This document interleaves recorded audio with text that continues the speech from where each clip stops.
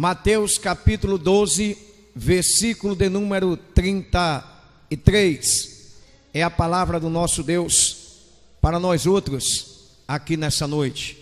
Glória a Deus, que diz assim: ou dizeis que a árvore boa e o seu fruto bom, ou dizeis que a árvore má é má e o seu fruto mau, porque pelo fruto se conhece a árvore. Raça de víboras, como podeis vós dizer boas coisas sendo maus? Pois do que há em abundância no coração, disso fala a boca. O homem bom tira boas coisas do seu tesouro, e o homem mau do seu mau tesouro tira as coisas mais. Mas eu vos digo que de toda palavra ociosa que os homens disseram, hão de dar conta no dia do juízo, porque por tuas palavras serás justificado e por elas serás condenados. Amém, amados? Oremos. Senhor Deus maravilhoso e eterno Pai, nesse momento, Pai, te apresentamos aqui, Senhor, diante de ti, Senhor, a todos que estão presentes. Nós agora vamos, Senhor, ministrar a tua palavra. Fala conosco de maneira gloriosa, e eu sei que tu és Deus que quando quer operar, opera. E nessa hora e nesse momento a tua palavra é saúde para nossas vidas, no nome de Jesus. Amém? Sentai-vos. Escuta bem. Jesus esclarece algo importante para nossas vidas. Quando eu falo de Jesus, estou falando do Novo Testamento. Jesus ele nos esclarece algo importante concernente às suas parábolas, e uma das suas parábolas é essa, sobre árvores e frutos. Já que estamos hoje num culto de doutrina, ensinamento da palavra de Deus, vamos aprender um pouco concernente a isso.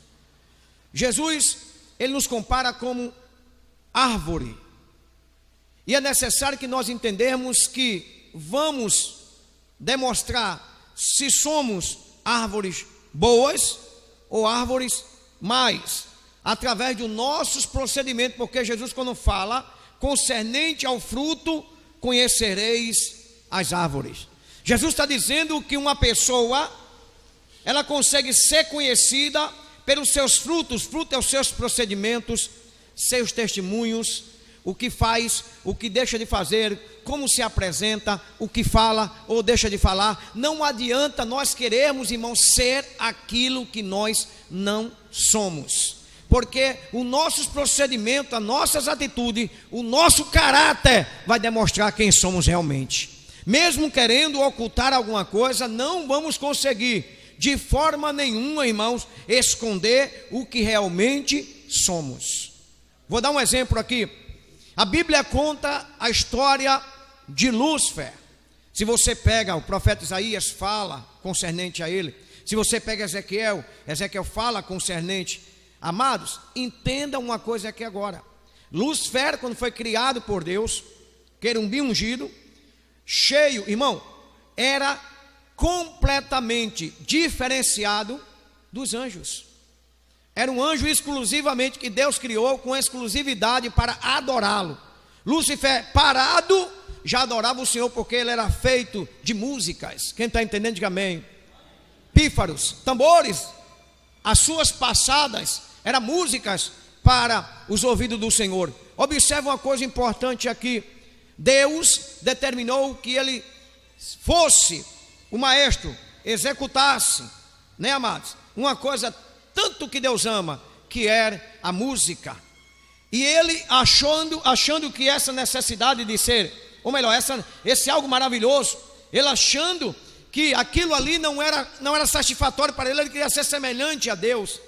Ele queria realmente chegar a um ponto de não adorar e ser adorado. Só que tem um porém, meu irmão. Deus não criou ele para ser adorado, Deus criou ele para adorar. A mesma coisa na nossa vida, Deus nos criou, não foi para ser adorado, Deus criou para nós adorarmos. Quem entendeu, diga amém. E como é que se descobre realmente, irmãos, a índole de uma pessoa ou de um ser? Quando vai lhe concedendo espaço. E de repente, Lúcifer mostrou realmente para Deus quem ele era. Por quê, pastor? Porque quando, irmãos, ele teve as oportunidades para agradecer, ele se rebeliou. Quantos não estão assim na casa do Senhor, irmãos? Que quando tem a oportunidade de engrandecer e agradecer e bendizer ao Senhor, ele se rebelia, ele se rebela. Não entendi, pastor. Ele começa a se revelar, mostrando qual é realmente o sentido do seu coração. E nessa noite nós temos que analisar que pela a maneira, pela forma da rebelião da parte de Satanás, que na época era chamado de Lucifer, cheio de luz, hoje é conhecido como Satanás, porque na tradução príncipe das trevas. Então eu analiso, não adianta querer ocultar, esconder, porque numa hora ou outra algo você vai demonstrar quem realmente você é. Observe que hoje em dia acontece muito isso no casamento. A mulher e o homem sucessivamente, quando namora é uma coisa, quando noiva é outra coisa, e quando casa é outra história. Não entendi. Há realmente, irmãos, uma forma de descobrirmos com o tempo, porque a Bíblia diz que nada oculto que não venha a ser revelado. Não há nada que fique oculto, um dia vai ser revelado, diz a Bíblia. Então Jesus está dizendo que não tem como uma árvore boa, ela dá frutos maus, mas também não tem como uma árvore mau dar frutos bons. Jesus estava mostrando que se o meu procedimento, o que está no meu coração é mau, os meus frutos serão maus.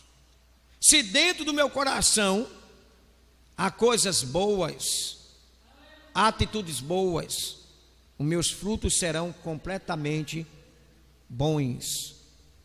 Porque, olhem para cá, Jesus um dia foi indagado pelos fariseus. Os fariseus encontrou Jesus e disse: mestre, por que os teus discípulos não lavam a mão antes de comer? Eles acharam que aquilo ali era pecado. É o que acontece hoje em dia. A gente vê que hoje em dia, irmão, infelizmente por falta de conhecimento, por isso está escrito: errais por não conhecer as Escrituras, Mateus 22, 29, né? Oséias 4, 6, meu povo está sendo destruído porque lhe faltara conhecimento.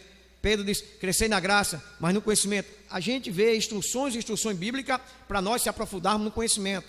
Olha para cá. Aí eles disseram para Jesus: por que teus discípulos dizendo pregar Jesus em alguma contradição? Aí Jesus disse para eles: olha, o que contamina o homem não é o que entra, e sim o que sai. Jesus disse: comer pão sem lavar as mãos não é pecado, pode ser uma falta de higiene, mas pecado não é. Agora, isso que está no coração de vocês aí, que acabou de sair, isso é pecado, mal intenção. Vocês estão com certeza agindo de má fé, isso é pecado. Aí eles pararam e viram aquelas palavras de Jesus. E Jesus disse mais: o homem procede do que o coração está cheio. Sabe o que foi que Jesus quis dizer com isso? Que nós vamos proceder da maneira e da forma que o nosso coração estiver. Não entendi, pastor. Se no teu coração há maldade, consequentemente os teus frutos serão maldoso e serás conhecido como uma árvore má. Mas se no teu, no meu, no nosso, no coração dessa igreja estiver bondade, tiver frutos, os frutos realmente do Espírito, não da carne. Os frutos da carne você já sabe, já conhece. Por isso que as árvores más, elas procedem com os frutos da carne, como Paulo falou em Gálatas. Mas os frutos do Espírito procedem de árvore boa, porque não tem como a árvore má conceder frutos certamente do Espírito. Só árvore boa concede frutos verdadeiros do Espírito. Digam glórias a Deus. E é necessário que nós venhamos a cada dia analisar esses conceitos, irmãos. Queridos, por esses dias eu estava em casa pensando e dizendo: Deus, quando não se prega mais salvação, compromisso, palavras da cruz, arrependimento, o templo enche. Mas quando nós pregamos o verdadeiro evangelho, a palavra de compromisso, as pessoas fogem. Se possível for, até se desliga para ir para outros lugares, procurando uma porta mais larga. E eu fiquei com isso na mente. Aí Jesus veio, iluminou a minha mente com uma grande palavra, dizendo: filho, eu já tenho te alertado que isso iria acontecer. Sabe o que Jesus disse para mim? Você não se lembra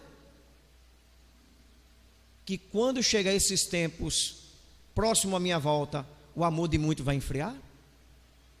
E aquilo ali me alegrou, irmãos. Aquilo ali me alegrou. Por quê? Porque quanto mais essas coisas acontecem, eu tenho plena certeza que Jesus está próximo de voltar. Irmãos, hoje não estamos mais preocupados como a nossa árvore está. Queridos, porque quando a árvore ela está bem tratada, bem irrigada, certamente os frutos vão ser uns frutos maravilhosos. E você pode observar que ninguém olha para a árvore murcha, uma árvore seca, com os galhos secos, ninguém nem olha. Muito pelo contrário, até a Bíblia condena isso. Alguém diz assim: pastor, até a Bíblia condena, foi Jesus que disse: a árvore que não der fruto será cortada e lançada no fogo. Jesus disse o que é com isso? A árvore tem que dar frutos, só que tem um porém, ele deixou bem claro: é para dar frutos, mas não é fruto de qualquer jeito, não é frutos maus, e sim frutos bons.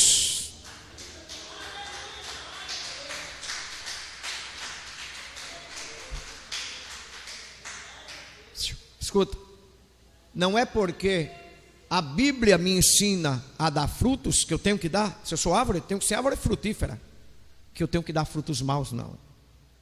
Porque se está saindo da minha árvore frutos maus, logicamente vão perceber que a árvore não é boa. A árvore é má. E eu te digo mais: quando a árvore fica infrutífera, uma hora ou outra ela não vai permanecer. Sabe por quê? Porque Jesus determinou, através de uma parábola, que tinha um dono de uma fazenda, e tinha lá uma árvore que não estava dando fruto. E ele chegou para aquele que cuidava, e disse: corta. O rapaz chegou para o meu senhor e disse: não, deixa ela aí, me permita que alguns dias ela permaneça aí, que eu vou cuidar dela, vou zelar, vou cultivar, vou adubar. Se de repente, nesse tempo determinado, ela não vir a dar frutos, aí o senhor corta. Mas por enquanto, não corte ela agora não. O que é que eu aprendo com isso? É as nossas vidas. Jesus está nos dando tempo suficiente para que a nossa árvore ela venha frutificar. E muitas vezes nós não estamos preocupando com isso. O tempo está se passando. Eu costumo dizer que Jesus deu um tempo, mas é um tempo determinado. Não vá pensar que todo o tempo Ele vai nos esperar que a nossa árvore venha frutificar. Ele deu um tempo para isso. E é necessário que nesse tempo a gente venha frutificar. É necessário que nesse tempo a gente venha fazer por onde sair frutos bons, para que ao olhar para a nossa árvore, que somos nós, veja que é boa, porque os frutos são bons. Digam glórias a Deus. Amados, olha para o teu irmão, olha para a sua irmã e diga assim: você tem um tempo determinado. Aproveita esse tempo para frutificar, porque senão a tua árvore será cortada. A tua árvore será cortada.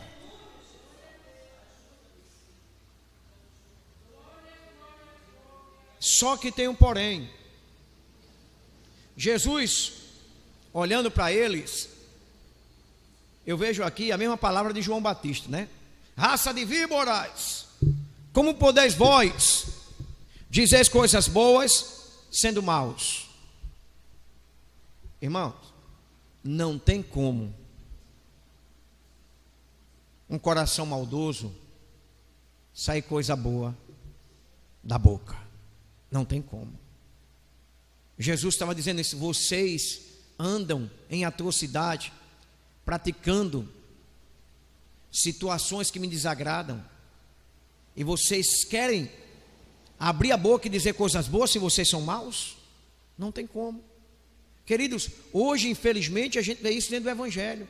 Pessoas que pegam o microfone e quer dizer palavras para impactar a vida alheia, se a própria vida estar negativa, se a própria árvore é má, se os frutos são maus, se os exemplos são maus, se as atitudes são maus, se os procedimentos são maus, mas quando pega o microfone ou outras e outras coisas, irmão, quer mostrar palavras que edifiquem, quer dizer coisas boas. Jesus está dizendo como dizer as coisas boas, sendo mais.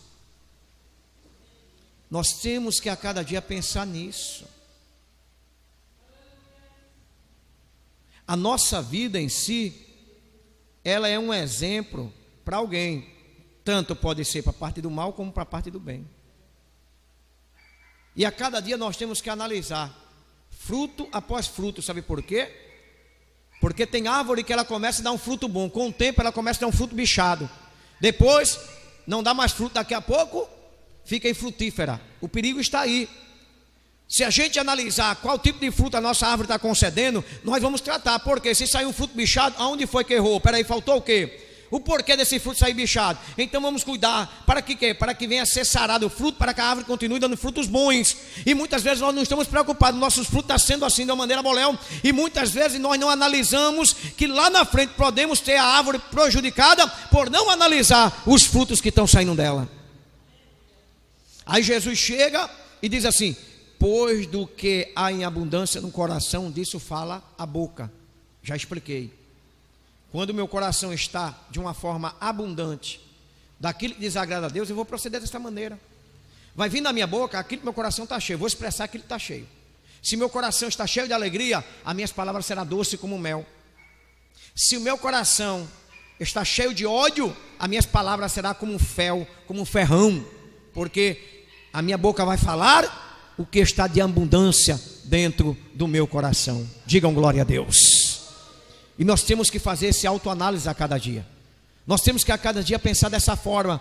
Porque eu estou falando assim? Porque o meu coração está cheio dessas coisas. Irmão, não tem dias que nós levantamos e falamos arrogante, gritamos, às vezes falamos coisas indevidas, é porque o nosso coração está cheio daquilo. E nós devemos a cada dia, falou como Jesus, limpar o nosso coração, para que o nosso coração esteja limpo. Eu vou te mostrar um exemplo aqui importante. Quando nós abrimos aqui no Salmo 51, você vê quando Davi começa a confessar a Deus o seu pecado, começa a se arrepender. Olha que coisa interessante. Davi, certamente, irmão, ele expressa no Salmo 51, no versículo 10, ele diz assim: cria em mim, ó Deus, um coração puro e renova em mim um espírito reto. Vou parar aqui para a gente dar uma olhadinha no 10, depois vamos para o 11. Davi disse uma coisa tremenda aqui: cria em mim, ó Deus, um coração puro. Davi que diz o quê? Davi diz: cria.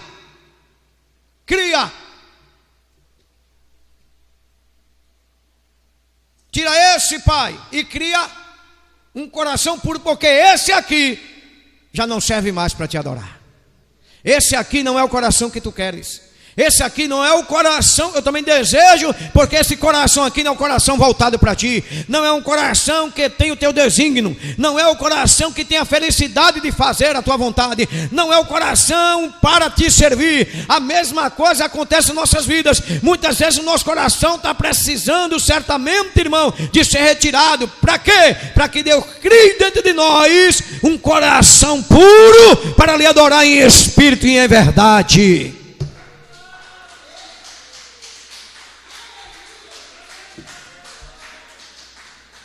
Coração puro. Jesus disse que se nós não formos semelhante a uma criança, não entraremos no reino do céu. Sabe o que é isso, a tradução? Olha para cá. Se nós não tivermos um coração puro como uma criança, irmão, você bate numa criança aqui agora, pode bater nele, bate, só basta ele enxugar as lágrimas, ele já está te abraçando de novo. Faz isso com o ser humano, faz isso com o adulto, faz isso com o adulto, pastor. Mas Jesus disse, ó, se dá bater de um lado de uma face, dá o outro lado.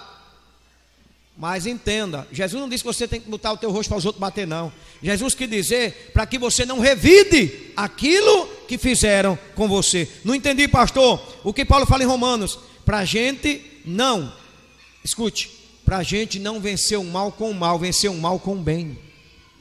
se vence mal com o bem, não é com o mal. Não é praticando as mesmas coisas erradas que outros praticam contra nossas vidas que nós vamos vencer o mal. Quando nós estamos pedindo a Deus, para Deus colocar dentro de nós um novo coração, é porque nós queremos ser melhor diante de Deus. É porque nós queremos se dedicar mais, queremos se purificar mais, queremos ter uma vida mais digna com Deus.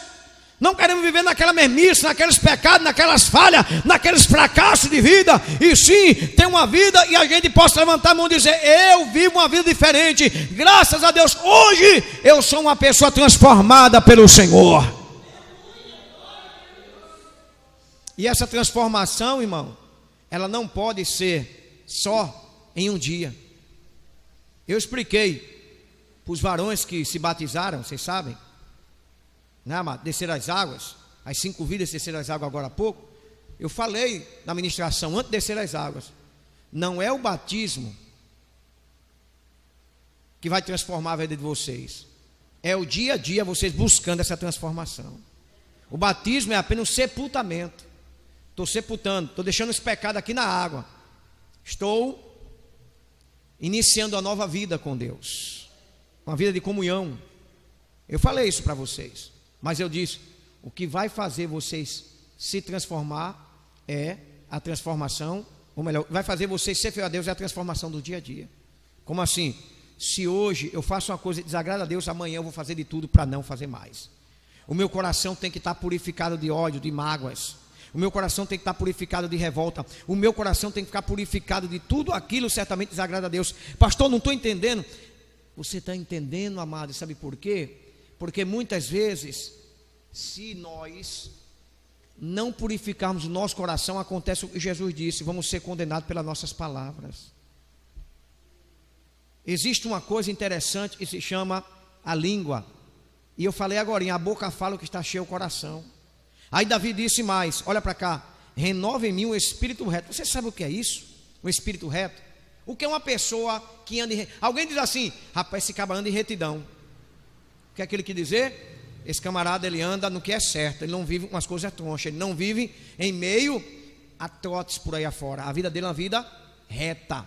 Foi isso que Davi disse. Davi disse: pai, olha, renova em mim um espírito reto. Davi não disse: tira o espírito me dá outro, mas Davi disse: o mesmo espírito que está em mim, que é um espírito teu, renova ele na minha vida. Sabe o que é isso, renovar? É você pegar uma casa, a tua casa está de repente precisando de alguns ajustes, e você tira o telhado, bota a laje, faz a pintura, né? Pinta, além de pintar, dá um retoque. Quando pensar que não, você fez uma renovação na tua casa, você restaurou. É isso que Davi quer dizer: estava precisando, pai, que o meu espírito, ou melhor, o teu espírito que o Senhor me concedeu, que ele seja renovado, restaurado, para que eu possa com isso, com o coração purificado, com o coração limpo, eu possa ter um espírito renovado e assim fazer a tua vontade. Era essa a preocupação de Davi. Aí eu te pergunto: será que porventura você tem se preocupado com isso? Tem pedido a Deus: Deus, renova o meu espírito, ou o espírito que tu me concedeste, Pai, renova na minha vida. Eu preciso de uma renovação. Todos os cristãos, eles precisam de renovação, porque o cristão que não se renova, ele vai ficar paralisado. Irmão, vocês sabem que Isaías, ele, em uma forma simbólica, ele nos comparou com uma águia. Aí eu te pergunto: por que isso? Que ele disse 40:31, que o cristão subirão como asa como de águias. Aí você me pergunta por quê? Primeiro, a águia, ela das aves, ela é a que chega no topo. Não tem uma que chegue à altura que a águia chega. O que Isaías quer dizer comigo, com você? Que a gente tem que procurar voos acima da dificuldade, para não ficar parado, para não ficar detido, voar por cima das situações. A águia, ela tem uma visão além do alcance, irmão. Que visão extraordinária! Ela quebra um ovo onde está o ninho lá, e a milhares e milhares de quilômetros ela consegue enxergar o brilho lá do ovo, que é por isso que ela solta o ovo lá, e ela consegue enxergar pelo brilho, e ali ela marca o seu território. Outra coisa importante da águia: a águia se renova, irmão. A águia, ela se renova. Ela vai, escute bem, ela vai, quando as unhas estão grandes, velhas, as penas, ela vai se renovar, ela vai para um lugar, porque se ela não se renovar, ela perde 30, irmão, olha para aí, 30 anos de vida ela perde sem ela se renovar. Então ela prefere perder 90 dias para a renovação. Com quê? Porque ela vai para o seu lugar, um lugar onde nenhuma outra ave está. Ela chega lá e ali, irmão, ela vai, presta bem atenção, com as unhas, olha que coisa tremenda, com as unhas ela vai tirando as penas, depois vai tirando as unhas com o bico. Olha que coisa tremenda. E como a águia ela se renova, e ali ela vai no processo de renovação. Então depois que ela se renova, ela paga esse preço, é doloroso, mas depois ela volta com a certeza de mais 30 anos a mais. Não estou entendendo, pastor.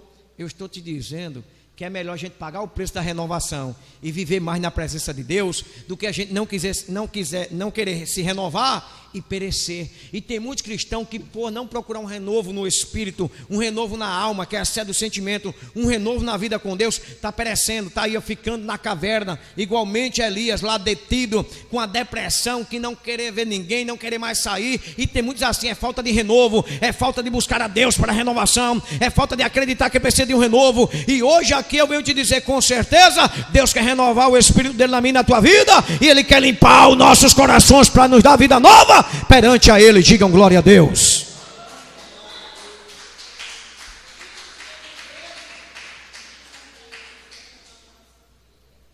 Amados, é muito interessante isso. Veja que coisa tremenda. A águia, ela com as unhas tira as penas, depois com o bico tira as unhas. E o bico, pastor? Ela bate na parede lá na rocha para o bico cair. Olha para aí, é doloroso, não é? É, mas ela prefere passar por isso. A mesma coisa é a minha e a tua vida. Às vezes a gente olha assim e diz assim, mas para se renovar é doloroso, tem que pagar preço, tem que estar ali na oração, num jejum. Mas amados, jejuar não é difícil. É só você fechar a boca, isso não é difícil. Sabe qual é o jejum difícil que poucos fazem? E ainda diz mais, pastor, eu não entendo porque a minha vida é jejuando. Mas será que o teu jejum é um jejum correto?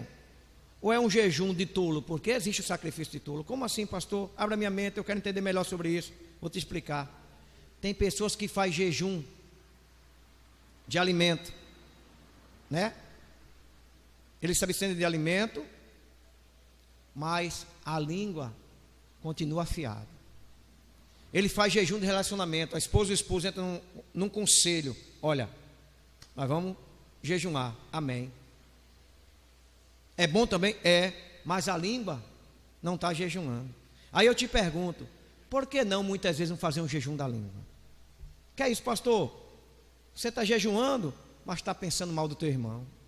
Está jejuando, mas está falando mal do teu irmão. Está jejuando e falando mal do pastor. Está jejuando e falando mal do vizinho. Que jejum é esse que eu não conheço? Olha o que foi que Jesus disse. A boca fala que o coração está cheio. Não adianta eu fazer jejum se o meu coração está cheio de maldade. Não adianta eu fazer jejum se o meu coração está cheio de coisas que desagradam a Deus. Para mim fazer um jejum, eu tenho que pedir a Deus, Deus, para mim jejuar, eu tenho que ter na minha vida um coração purificado, um coração limpo e um espírito reto, porque dessa forma eu vou jejuar não somente no corpo, mas também na minha língua. Digam glórias ao Senhor. Está na hora de nós pensarmos isso. Irmão, eu vou ler aqui o 11, que eu até tinha esquecido. Vou ler esse 11 para você entender o versículo 11. A gente leu o 10, não foi 51, 10. Olha o 11. Não me lance fora da tua presença. Olha a preocupação de Davi. Davi disse, Deus, não me lance fora da tua presença não. Irmão, eu vou te dizer uma coisa. Vai chegar um tempo que Deus vai lançar fora da sua presença todos aqueles que vivem contaminados com o pecado. Não está entendendo? Você está entendendo? Vai chegar o dia que Deus vai lançar todos fora da sua presença, eles são contaminados com o pecado. Está escrito, presta atenção, que vai chegar o dia que todos nós seremos julgados. Está escrito, Apocalipse fala isso. E no dia do julgamento, presta atenção, no dia do julgamento serão julgados as nossas procedências. Escuta, e vai chegar um momento que alguém vai dizer assim: eu profetizei, eu preguei, ganhei almas do teu reino, fiz tanta coisa, Jesus. E Jesus vai olhar para ele e vai dizer: apartai-me de mim, maldito, que eu não vos conheço. Vós que praticais o quê? A iniquidade. Iniquidade é o quê? Os pecados. Aí eu começo a analisar com você. É nesse momento aí que Deus lançará fora da sua presença aqueles que estão praticando o que é iniquidade. Irmão, a iniquidade que nós praticamos hoje não será julgado hoje não. Não estamos no tempo da lei, olho por olho, dentro por dentro. Não. Tudo ficará guardado para aquele grande dia. Não está entendendo? Para aquele grande dia. Por isso que hoje muita gente está pecando, está dizendo: rapaz, está muito bom, não estou sentindo nada, não estou vendo nada de problema para o meu lado. Não quero contrário, as coisas melhorou. Melhorou não, amado. Não melhorou, não queira contrariar as coisas divinas. Não queira contrariar o que Deus falou, que naquele dia será julgado cada ato, cada momento que nós praticamos o erro, o pecado, vai ser julgado. Então o que é que acontece? É nessa hora que Deus lançará fora da presença dele todos que estão agindo e permanecendo dessa forma. Davi ficou preocupado porque Davi pecou, vocês sabem disso. Davi adulterou, foi cúmplice do assassinato de Urias, né, amados? Ele começou a analisar: preciso me converter para que isso novamente não venha a acontecer, porque se vier a acontecer, eu estou praticamente com o meu pé no inferno. Porque ele sabia que se ele permanecesse no pecado, permanecesse com o coração daquela maneira, permanecesse com o espírito sem ser renovado, ele ia continuar no pecado, ia continuar praticando aquelas atrocidades, e certamente Deus iria lançar fora da sua presença. Mas ele começou a se arrepender, e ele disse mais: não retire de mim o teu Espírito Santo. Sabe o que Davi disse? Davi disse assim: olha, Senhor, se o Senhor tirar de mim o teu Espírito Santo, com certeza não adianta eu ter um coração purificado, não adianta ter um espírito reto, não adianta, Pai, certamente, porque é o teu Espírito Santo que me convence de não pecar e não permanecer no pecado.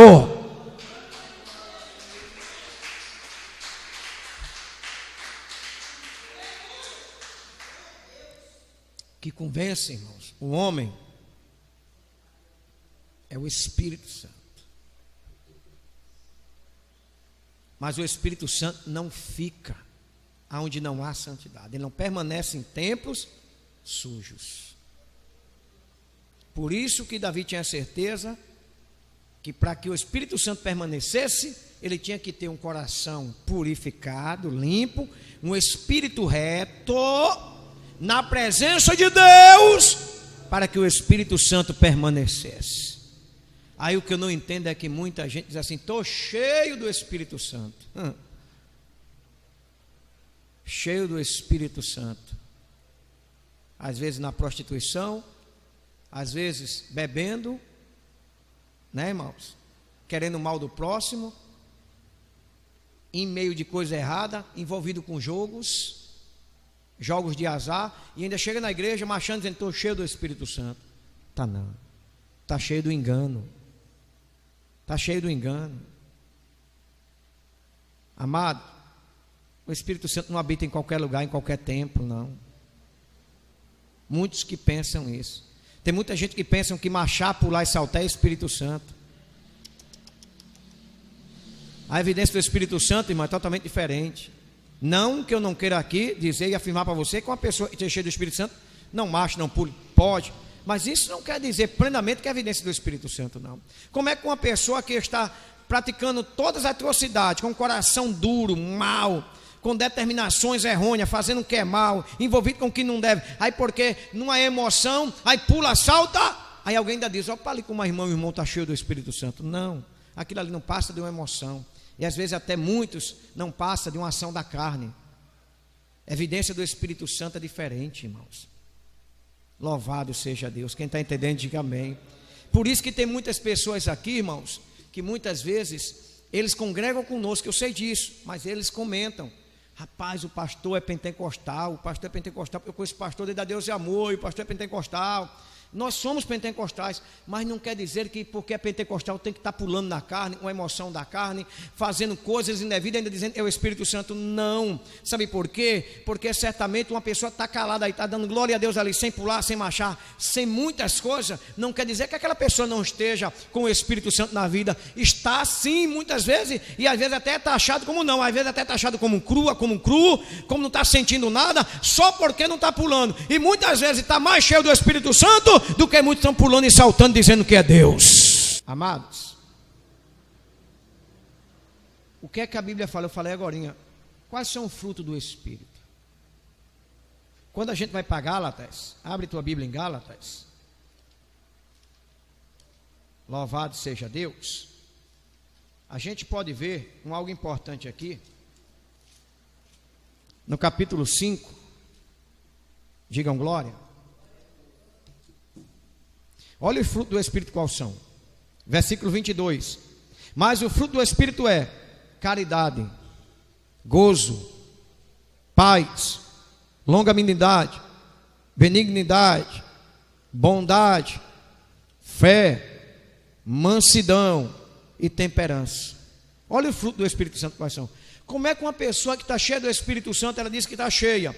Ah, mas eu pulo e salto. Mas é uma pessoa que não tem nenhum amor pelo próximo, porque caridade quer dizer amor. Não tem gozo, quer dizer alegria. Não tem paz consigo mesmo, não tem paz com ninguém. Como é que uma pessoa não tem paz com ninguém e está cheia do Espírito Santo? Como é que uma pessoa que não é longânima, o que é isso? Ela é longânima, é uma pessoa que não se ira por qualquer coisa, é uma pessoa que é difícil irar-se, é uma pessoa longânima. Ai, como é que está cheia do Espírito Santo e tudo se ira, tudo se revolta? Como é que uma pessoa que está cheia do Espírito Santo é uma pessoa benigna, uma pessoa que tem amor pelo próximo, amor, uma pessoa que não tem desejo mal com ninguém? Como é que uma pessoa que está cheia do Espírito Santo é uma pessoa bondosa? Como é que uma pessoa que está cheia do Espírito Santo não tem fé? Como é que uma pessoa que está cheia do Espírito Santo é uma pessoa mansa? Jesus disse: eu sou manso e humilde de coração. Se é uma pessoa muito braba, muito violenta. Como é que uma pessoa diz que está cheia do Espírito Santo não é uma pessoa temperança? O que é isso? Uma pessoa temperada, uma pessoa que ela não é salgada nem tampouco é insípida, ela é temperada. Ela é uma pessoa, irmãos, que sabe analisar os conceitos. Quem está entendendo, diga amém. Ela sabe pesar a situação. Aí tem pessoas que não têm um fruto desse, mas porque salta e pula, está cheio do Espírito Santo. Não está não. Não está não. Quem está me entendendo, diga amém. Notou a diferença de uma pessoa que é cheia do Espírito Santo?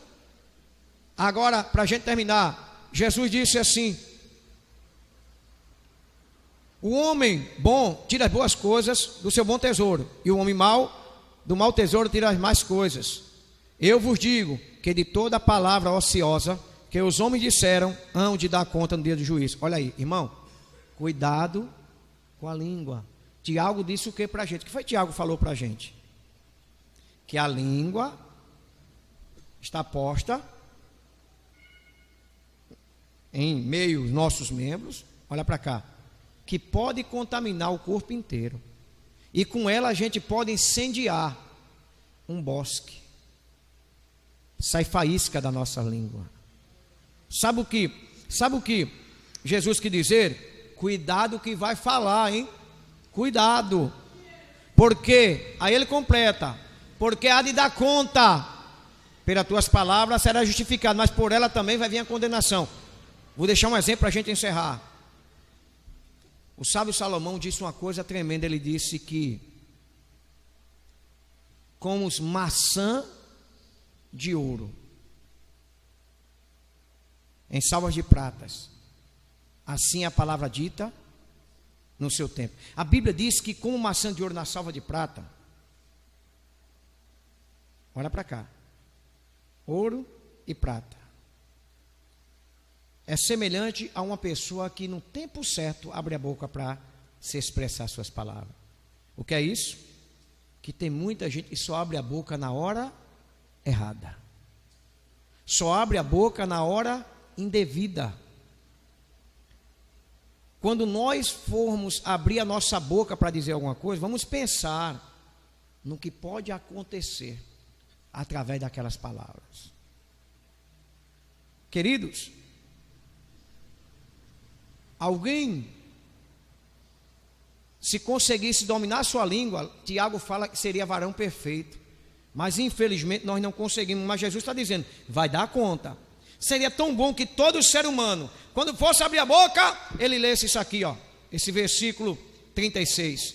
Vai dar conta de juízo, tá? Vai falar, eu tinha certeza, e nem falava mais. Irmão, se todas as vezes que alguém fosse abrir a sua boca, principalmente os cristãos, que o mundo está e abre a boca e diz o que quer mesmo, principalmente os cristãos, quando fosse abrir a boca, alguém abrisse para ele, Mateus, leia aí 12:36 antes de você falar, eu tinha certeza que muitos não iam nem pensar em falar mais, ia ficar um bom tempo calado, porque vai dar conta de tudo que está se precipitando. Palavras ociosas, precipitadas, palavras indevidas, palavras fora do tempo. Está na hora de nós entendermos. Na hora que formos falar alguma coisa, vamos parar e analisar, porque vamos dar conta de todas as palavras, porque ela pode nos justificar, mas ela também pode nos condenar, diz a Bíblia Sagrada.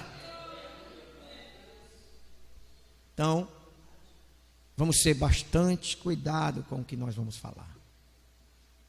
Irmão, uma palavra pode salvar uma vida, mas também meia palavra pode levar uma vida ao inferno.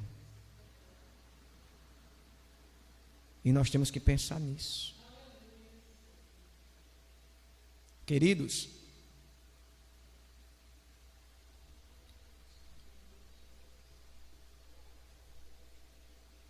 seis coisas Jesus odeia, e a sétima ele abomina. Sabe o que é isso? Falar mal contra o irmão. Quando eu começo a abrir a minha boca, eu tenho que ter certeza e segurança do que eu vou dizer, porque Jesus vai cobrar de mim, eu vou dar conta de todas as minhas palavras. Todas elas. Tem palavras que você diz, eu digo, nós dizemos, que só Deus é quem sabe, ninguém mais vai saber, mas naquele dia Ele vai fazer você, eu, nós, a igreja, prestar conta por tudo que foi dito. Sabe por quê, irmão? Porque tem palavra que a gente fala que ninguém sabe, só que Jesus, Ele ouve, Ele sabe de tudo, e Ele vai cobrar aquelas mesmas palavras que naquele lugarzinho, que ninguém estava presente, você abriu a boca para defamar, ou para criticar, ou até mesmo para murmurar, ou para falar mal do teu irmão, da sua irmã, ou de alguém. Então, muito cuidado, porque as palavras serão prestadas contas diante do Senhor. E isso tem feito muita gente perder as bênçãos, as dádivas de Deus. O que é isso? Falar precipitadamente, irmãos. Falar precipitado, aí tem uma coisa, eu tenho que entender que tudo aquilo que eu estou plantando eu vou colher. Se eu começo a falar mal do meu irmão, eu já tenho que preparar meu lombo, porque o próprio Deus vai permitir que alguém fale mal da minha vida lá na frente. Se eu começo a, no oculto, procurar um grupinho e começar com aquele grupinho se levantar contra alguém, pode ter certeza que vai ter o troco, porque eu plantei, eu vou colher. Alguém num dia vai juntar um grupo, vai se levantar contra a minha vida. Aí tem pessoas, você entende o ser humano? Não. O ser humano não está pagando preço, ele não consegue se lembrar da maldade que ele praticou. Ele não consegue se lembrar da língua que ele soltou, descascando a vida do irmão. Ele diz assim, eu não sei porquê, Deus, eu estou pagando esse preço. Eu não sei porquê, eu não sei porquê. Aí tem momento que era bom que Deus falasse ao coração e dissesse assim, para, pensa, retrocede e analisa quantas vidas pelas tuas palavras também hoje estão perecendo por causa de você. Irmão, então tem que ter muito cuidado. Porque, queridos, a Bíblia diz, não é de muito falar que nós seremos ouvidos. Tanto o homem e a mulher têm que saber analisar suas palavras. Sabe por quê, meu irmão? Está dizendo aqui, ó, por ela vai ser justificada, mas por ela será condenada. Sabe o que é que acontece? Às vezes a gente pensa que falar demais é muita coisa, na verdade não é. Eu vejo muitas vezes uma pessoa faz o maior rodeio para falar uma coisa, e ninguém entende nada, e vem outro e fala somente uma única palavra, e esclarece tudo. Sabe por quê, irmão? Porque sabe muito bem o momento e a hora de falar. Então está na hora de nós sairmos daqui nesse pensamento. Jesus, não deixa eu abrir a minha boca para falar o que não deve não, Pai. Eu só quero abrir a minha boca para duas coisas. Para falar o que tem de falar e bem dizer e engrandecer o teu nome, Jesus. É muito bom isso. Queridos, Tem palavras que ela faz um efeito mais catastrófico do que muitas atitudes e muitos procedimentos. Tem palavras que ela consegue destruir algo que talvez as suas mãos não consigam destruir. E a palavra destrói. Tem um efeito tremendo quando ela é dita no seu tempo. Tem um efeito maravilhoso. Tem palavra, irmão, quando ela é dita no tempo, ela cria um efeito tremendo, magnífico, maravilhoso, bendito. Mas também tem hora quando ela é dita num tempo errado, num tempo importuno, ela causa uma destruição terrível. Olha para o teu irmão, diga assim para ele e para ela: está na hora de vigiar. Espera aí, tem gente que não está nem querendo dizer, porque parece que não vai vigiar mesmo não. Mesmo falando não vai. Olha para o teu irmão, para a tua irmã assim: está na hora de vigiar o que vai dizer para não dar conta. Porque vai dar conta. Vai dar conta. Amém, amados? Então repitam comigo: Senhor meu Deus, que a minha árvore dê bons frutos, que o meu coração seja purificado, e se porventura houver a necessidade, tira esse, coloca o outro, e que o teu Espírito na minha vida venha ser renovado, fortalecido, e que também eu possa a cada dia estar na tua presença, te servindo em adoração, em espírito e em verdade, e que a minha boca possa falar só aquilo que te agrada, no tempo certo, na hora certa. Amém.